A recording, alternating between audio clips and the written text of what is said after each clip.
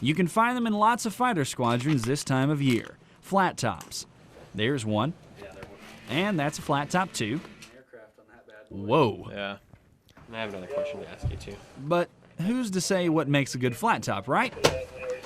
The typical flat top, very tight. I was told I look like a skunk. And right at the top, you peak that thing into a level. And they had to put a lot of hairspray in it. My hair tends to grow forward. Level.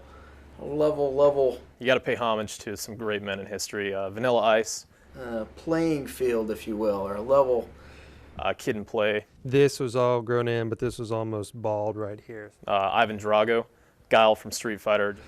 I don't know, flat top. I mean, that's what it's all about right here, is the flat top. And from what it looks like, it's the older guys that are leading the way. And most of the old guys fell right in line, except for the guys that don't have much hair left on the top of their nugget. But the old guys don't seem to mind too much, having all the fun. Some of the young guys do great, and then some of them are a little too concerned about their looks.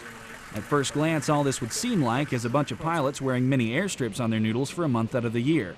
But when you ask people like Colonel Terry Featherston, they'll tell you that this silly tradition is actually wrapped in rich history and fueled by an appreciation of those that served in the skies before them. Well, as a pilot first, I'd say, well, and a commander both. The Flattop February is an old historical thing that dates back to the Korean War area and the original 25th Squadron that was here. And so one of the reasons why we do that is to try to keep the heritage alive, to honor our past and the heritage that we have through the years.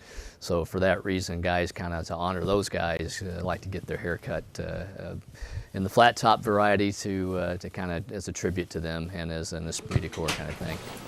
Wow, who's got some tales for this cat? It's a tradition that lives on in the hair of generation after generation of fighter pilots. Airman Larry Moore, Osan Air Base, Korea.